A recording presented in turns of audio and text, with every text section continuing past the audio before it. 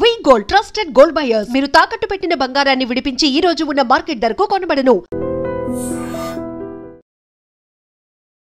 ఇప్పుడు డయాబెటీస్ ఉన్నవాళ్ళు మిల్లెట్స్ తింటే మిల్లెట్సే ఆహారంగా తీసుకుంటే కనుక డయాబెటీస్ తగ్గుతుందని చెప్తున్నారు. తగ్గి హెచ్బిఏవన్సీ <5 వచ్చేసిన వాళ్ళు కూడా ఉన్నారు. అందరికీ అట్లా రాకపోవచ్చు. నీ బాడీ నీ పొల్యూషను నీ మెంటల్ స్ట్రెస్ ఇవన్నీ కలిపి ఉంటాయి. డెఫినెట్గా నువ్వు క్వాంటిటీ తగ్గించి న్యూట్రిషియస్ ఫుడ్ అన్ని వెజిటబుల్స్ అన్ని మిల్లెట్స్ అర్లీగా పడుకోవడము అర్లీగా లేయడము ప్రాణాయామం వాకింగ్ రోజంతా ఎప్పుడు వీలైతే అప్పుడు కొంచెం 50 అడుగులు 100 అడుగులు 1 కిలోమీటర్ హాఫ్ కిలోమీటర్ ఎప్పుడు వీలైతే అప్పుడు ఎంత వీలైతే అంత. ఖాళీ కూర్చోకూడదు. మెట్రో స్టేషన్లో ఉంటారు, ఖాళీగా 6 నిమిషాలు ఉంటుంది. ఒక 100 మీటర్లు 200 మీటర్లు తిరిగేయచ్చు కదా, అక్కడెక్కడే తిరగచ్చు కదా. కాసుకొని హడబుల్ మెట్రోలు చూస్తారు దూరి ఇట్లా ఆత్రంగా అందరూ సీట్లు ఉన్నాయా లేదా అని. ఏమైతే నిలబడుకోండి నీ మందులు మూవ్ అవుతాయి. ఎందుకు టెన్షన్? ఏమైపో 15 నిమిషాలు 20 నిమిషాలు నిలబడుకోవచ్చు కదా. నాకు కూడా ఎవరు ఆఫర్ చేస్తారు సీటు. ఏముంది హాయి కూర్చోండి, యంగ్స్టర్స్ అందరూ కూర్చోండి, మాకు ఓల్డ్ పీపుల్ మాకు ఓపిక ఉంది మేము నిలబడుకుంటాం. నిజంగానే నాకు కూర్చోబుద్ధి కాదు యాక్చువల్గా. మరీ ఫుల్గా ఖాళీగా ఉంటే అది అట్లా తమాషా కూర్చునేది. కానీ నిలబడుకుందాంలే. అసలు నిలబడుకునేంత ఓపిక కూడా నీకు లేకుండా ఉండేట్టుగా నీ బాడీ ఉందంటే you should feel it very sad. అది చాలా డేంజరస్. అది సార్ మీరంటే అంటే జనరల్గా చెప్తున్నా, మీరంటే ఒకలాంటి జీవన విధానంలో ఉన్నారు, ఒకలాంటి మీకు ఒక లైఫ్ అనేది ఒక ఇట్లా ఒక బిజినెస్ సరే ఇంతే సరిపోతుందిలే ఇట్లా ఉన్నారు. ఇప్పుడున్న యంగ్స్టర్స్ అలా లేరు కదా. టార్గెట్స్ రీచ్ అవ్వాలి, నెక్స్ట్ లెవెల్కి వెళ్ళాలి అనే దానికే ఇంకా బెటర్గా ఇవి చేయాలా అంటా ఉండేది. మేము చేయకపోయినా నడుస్తుంది, మేము పొలంలో తిరుగుతాం నడుస్తాం పోతాము. కానీ ఇట్లా స్ట్రెస్లో ఉండే వాళ్ళకి స్ట్రెస్ రిలీఫ్ అయ్యేదానికి కూడా రన్నింగ్ చేయాలా, స్ట్రెస్ రిలీఫ్ అయ్యేదానికి కూడా రైట్ ఫుడ్ తినాలా. నీ ఫుడ్ మీద మైండ్ పోకూడదు.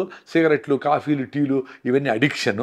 మీ బ్రెయిన్ వీక్ అవుతా ఉంది. వాటి నుంచి బయటపడాలంటే రాగి జావ తాగడము, మీకు ఎప్పుడైనా అవసరమైతే వాళ్ళ లవంగా నోట్ వేసుకోవడం, 2 మిరియాలు జేబులు పెట్టుకుని నోట్ వేసుకొని కారం ఎంజాయ్ చేయండి. అంతకు ఆకలేసింది పల్లీలన్నీ మొలక కట్టుకొని వచ్చి దాన్ని నిమ్మకాయ పిండుకొని అట్ట పెట్టుకొని వచ్చి పుల్లగా ఆ పల్లీలు సూపర్ టేస్ట్ ఉంటుంది. నువ్వుల లడ్డు ఒకటి తినండి, ఏదో ఒకటి తినచ్చు కదా. బజ్జీలు గిజ్జీలు ఈ చెత్త తినకుండా ఆయిల్ తినకుండా. అంత మాత్రం కామన్ సెన్స్ లేకపోతే మీరు ఎట్లా టీమ్ లీడర్లు హ్యాండిల్ ఎట్లా చేస్తారు కంపెనీలు? మీరు హ్యాండిల్ చేయాలంటే తప్పకుండా చేయాలి. అప్పుడు మీకు అది ఈజీ అనిపిస్తుంది. ఇప్పుడు ఎవరెస్ట్ శిఖరం ఎక్కినోడికి మీ పక్కన గోల్కొండ ఎక్కేది ఏం పెద్ద పని? అంటే ఎవరెస్ట్ శిఖరం ఎక్కేంత కెపాసిటీ ఉంది యంగ్స్టర్స్కి. మీరు చెప్పినట్టు మేము స్పెషల్ కానే కాదు. నేను నా ఏజ్కి నేను ఇంకా బాగా చేయొచ్చు, నేను తక్కువే చేస్తూ ఉంటా. మీరు అదే ఎక్కువ అనుకుంటా ఉంటారు.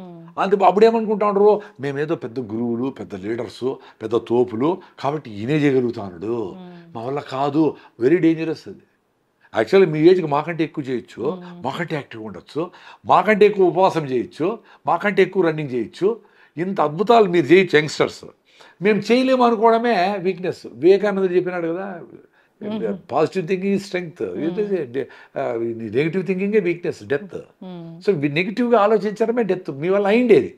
అంటే పాజిటివ్ థింకింగ్ అని నేను అట్లాంటిక్ సముద్రం ఈదుతాను, అది ఇంప్రాక్టికల్. మధ్యలో షార్కులు తింటాయి. నీ కెపాసిటీ ఏమి, నువ్వు ఎంత ట్రైనింగ్ అయినావు, నువ్వు అట్లీస్ట్ 1 కిలోమీటర్ అయినా ట్రైనింగ్ అయినావు ఈత కొట్టేది, అది చూసుకోవాలి. What you are fit, what you can do అని నీకు తెలుసండి. అది తెలిసి కూడా చేయలేకుండా పోయేది వీక్నెస్. టూ మచ్ టార్గెట్లు పెట్టుకొని నెక్స్ట్ జనవరి 1 నుంచి నేను 3 గంటలు జిమ్ చేయాలా, 10 కిలోమీటర్లు పరిగెత్తాలి అనుకొని అది చేయలేక మధ్యలో అటు కాకుండా పొద్దున లేయండి 5 కిలోమీటర్లు నడదాం అనుకుంటారు. 1 కిలోమీటర్ నడవండి, సరే ఆ రోజు వదిలేసి రాండి. అరే 1 కిలోమీటర్ నడిచినాను కదా అని కాన్ఫిడెన్స్తో రేపు 1.5 కిలోమీటర్ నడవండి. ఒక వారం రోజులు 5 కిలోమీటర్ నడవచ్చు, 10 కిలోమీటర్లు కూడా నడవచ్చు. ఎప్పుడో ఒకసారి పిల్లలందరినీ వేసుకొని 20 కిలోమీటర్లు నడవండి. ఏమవుతుంది? తమాషగా అడవిలోకి పోయి అట్లా పోయేసి అక్కడ క్యాంప్ వేసుకొని సాయంత్రం రేణికి వచ్చేట్టుగా ఏదో ప్లాన్ చేయండి. అప్పుడు మీ మీద మీకు కాన్ఫిడెన్స్ వస్తుంది. చక్కగా చెప్పారు సార్. అంటే ఇప్పుడు ఒక 100 ఏళ్ళు హాయిగా బ్రతకాలి అంటే మీరు ఖచ్చితంగా ఈ పాటించండి. అంటే మీరు అన్నట్లు వాకింగ్ ఉండాలి, మిల్లెట్స్ ఇలాంటివి హెల్తీ ఫుడ్ తీసుకోవాలి. మిల్లెట్సే అని కాదు, ఎక్కువ సన్నగా ఉండే వాళ్ళు మిల్లెట్సే తినకూడదు. ఎక్కువ సన్నగా ఉన్న వల్ల ఎక్కువ వెయిట్ లాస్ కాకూడదు. సో మీరు వెయిట్ లాస్ సన్నగా ఉండి ఎక్కువ అయిపోతా ఉంటే డేంజర్. 120 కిలోలు ఉండేవాళ్ళు మిల్లెట్సే తినచ్చు. బరువు తక్కువ ఉండేవాళ్ళు మరీ వీక్నెస్ ఉంటే సమ్ ప్రాబ్లమ్స్ వస్తాయి. అంతే కదా, మినిమం వెయిట్ ఉండాలి కదా. సో మీరు అప్పుడు రాగి జావా, జొన్న రొట్టెలు, మీ దేశీ బియ్యం, నవరా బియ్యమో, రెడ్ రైస్, అది కూడా ఒక పూట తినండి. ఒక పూట మిల్లెట్స్ తింటే చాలు. అది కూడా రేట్ ఏ తక్కువ ఉండాయో, అవి ఎక్కువ పాలిష్ లేకుండా ఉండేటివి వాటితో ఇడ్లీలో, దోశలు ఏదో చేసుకోండి. ఇట్లే తినాలా అట్లేం రూల్ ఏం లేదు. ఇప్పుడు ప్రతి మనం కూడా ఇంత పెద్ద నేచర్లో భాగమే కదా. మనం స్పెషల్ అనుకొని ప్రతిదానికి ఒక రూలు, ఒక ఇది, ఈ టైం తినాలా అట్లేం లేదు. అవన్నిటికీ ఏదో దొరికితే తింటాయి. ఏవి దొరుకుతాయి? అడవిలో ఉండే, అమెజాన్ అడవిలో ఉండేవాడికి ఏం దొరుకుతాయండి? మంచిగా ఫ్రూట్స్, మంచిగా ఆకులు ఏంటివో ఉంటాయి, వాటికి కావాల్సినవి. ఏం తినాలా అని వాటికి తెలుసు. అవి పోయి తింటాయి, మారేస్తాయి, అటు నడుస్తూ ఉంటుంది. ఆ సీజన్లో వచ్చినట్టు వెరైటీ ఆఫ్ ఫుడ్స్ తింటాయి. వాటికి ఏం బాగానే ఉన్నాయి కదా. మనము ఇన్ని రకాలు తిని కూడా వీక్నెస్ ఎందుకుంది? ఇన్ని టాబ్లెట్లు వేసి కూడా కాల్షియం ఎందుకు లేదు? ఇన్ని ఫోలిక్ యాసిడ్ వేసి, ఇన్ని ఐరన్ మాత్రం వేసి కూడా ఐరన్ ఎందుకు లేదు? అమ్మాయిలకి 6-7 ఎందుకుంది? మేమేదో కొరలు, సామలు, రాగి రొట్టెలు, రాగి జావో, జొన్న రొట్టెలు, అన్ని గుగ్గిళ్ళు, ఓ సీతాఫలంకాయో, అంత ఆకుకూర, అంత పెరుగు, నిమ్మకాయ, ఊరగాయో, ఇవి తిని మాకు 15.8 ఉందే హిమోగ్లోబిన్. అదొక్కటి ఉంటే మీకు జబ్బులు రావు.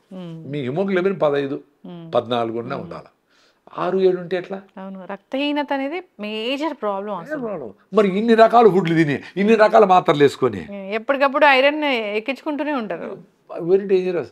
నీ బాడీ తయారు చేయాలా ఐరన్ని.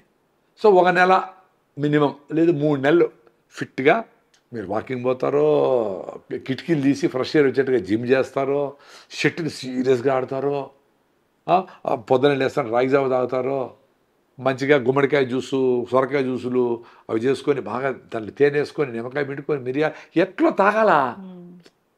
అవన్నీ చేసే ఓపిక లేక ఆ టీలు, కాఫీలు తాగేస్తారు. Which is not correct. మీకే తెలుస్తుంది అవి ఎంత అడిక్షన్ చేస్తాయి. ఆ టీ టైం అవుతా ఉందంటే అరగంట ముందర నుంచి మైండ్ అబ్బా అయితే అరే ఇంకా రాలేదా, 4 అవుతా ఉందే అనుకుంటాడు. అంటే నీ మైండ్ని పని చేయకుండా ఇంత టీ చేస్తావు. అంటే టీ కాఫీలు తాగితే మంచిది అంటారు కదా. చాలా ఎగ్జాక్ట్లీ చెడ్డది. 3 కారణాలు. ఒకటి వచ్చి ఆ టీ కాఫీల కోసమని వెస్ట్రన్ ఘాట్స్లో పెద్ద అడవులన్నింటినీ ఎత్తేసి నరికేసి దాంట్లో టీ ఎస్టేట్లు, కాఫీ ఎస్టేట్లు వచ్చేసినాయి. Which is dead against biodiversity, ఏమే గ్రీన్ హౌస్ గ్యాసెస్కి, వీటికన్నిటికీ మన చెట్లు లేకుండా చేయడము, దానికి పెస్టిసైడ్స్ అన్ని స్ప్రే చేసి అవి కొలంలో వాటికి చెరువులు, గిరువులకి అన్నిటికీ కెమికల్స్ పోవడము, అన్ని డేంజర్. ఈ టీ కాఫీ ఇండస్ట్రీ ఎంత అయిందంటే పొద్దున్నే లేచి టీ లేకపోతే బుర్ర పనిచేయదు అనుకునే లెవెల్ పోయినాం. ఆ టీ నీ బ్రెయిన్లో ఉండే రిసెప్టార్స్కి అడిక్షన్ అయిపోయింది. సో నేను టీ తాగిపోతే నా మైండే పనిచేయదంటే ఏంటది? భోజనం చేయకుండానే మేము పనిచేస్తున్నాము. ముసలివాళ్ళు పనిచేసినారు, కష్టపడే వాళ్ళందరూ పనిచేస్తున్నారు, భోజనం ఓబోట్ లేకపోయినా నడిపిస్తూ ఉంటారు. మరి టీ తాకపోతే నా మైండ్ పనిచేయదంటే ఎంత దాన్ని నీ కంట్రోల్లోకి తీసుకొని ఇంత tea, which is very dangerous. అట్లే చక్కెర అయినా, సిగరెట్ అయినా, డ్రగ్స్ అయినా, మందు అయినా, ఏదైనా ఇది లేకపోతే నాకు గడవదు, నా మైండ్ పనిచేయలేదంటే దట్ ఈస్ డేంజరస్.